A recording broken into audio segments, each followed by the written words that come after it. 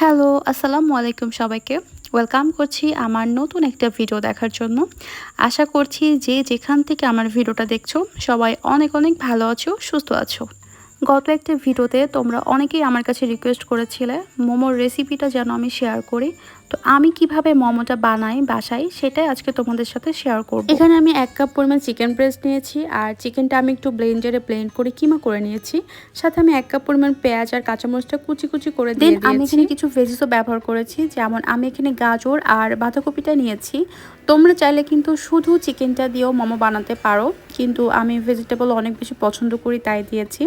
দেন একে একে আমি এখানে বাকি মশলাগুলো দিয়ে দিয়েছি। এখানে আমি 1 টেবিল চামচ মতো আদা রসুনের পেস্ট দিয়েছি। তারপর দিয়েছি গোলমরিচটা আমি একটু বেশি করে দিয়েছি, এটার ফ্লেভারটা আমার অনেক বেশি ভালো লাগে। এরপর দিয়েছি স্বাদ মতো লবণ, দিয়েছি সয়া সস আর দিয়েছি টমেটো সস। সাথে আমি একটু লেবুর রসটাও অ্যাড করেছি, দিয়ে খুব সুন্দর করে এখানে মাখিয়ে নিচ্ছিলাম। তোমরা চাইলে কিন্তু এই পর্যায়ে এভাবেই মোমোটা বানিয়ে নিতে পারো, কিন্তু আমার কেন জানি মনে হলো যে আমি এগুলো একটু ফ্রাই করে নিই। তাই একটা প্যানে আমি অল্প একটু তেল দিয়ে এই মিশ্রণটা একটু সুন্দর করে নেড়েচেড়ে নিব।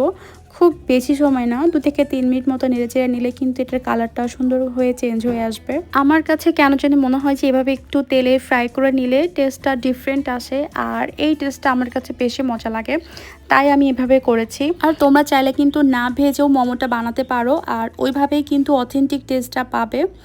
তারপর আমি এখানে অফ ক্যামেরাতে মোমোর ডোটা বানিয়ে ফেলেছিলাম, যেটা কিন্তু আমার ভিডিও করতে একদমই ভুলে গিয়েছিলাম। তোমরা যেভাবে নর্মালি পরোটা ডোটা বানাও ওইভাবে মোমোর ডোটা বানিয়ে নিলেই হবে। জাস্ট তেল আর লবণ দিয়ে ময়দাটা মাখিয়ে নিলেই হবে, সাথে অল্প অল্প করে পানি দিয়ে মাখিয়ে নিবা।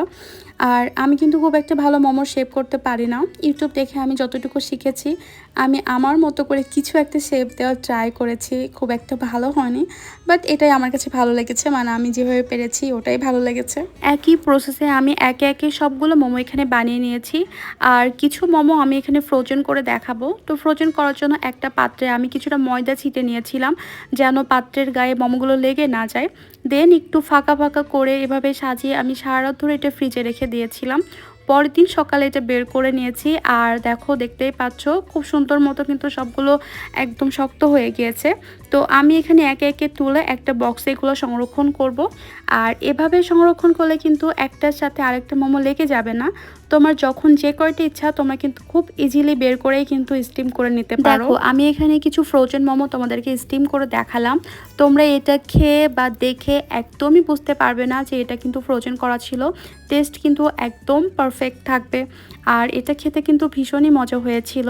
আমার বাসায় যারা যারা খেয়েছে তারা সবাই অনেক বেশি পছন্দ করেছে।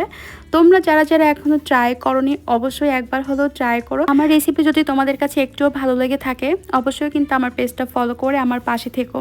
আজকের মতো এখানেই বিদায় নিচ্ছি, দেখা হবে নেক্সট কোনো ভ্লগে।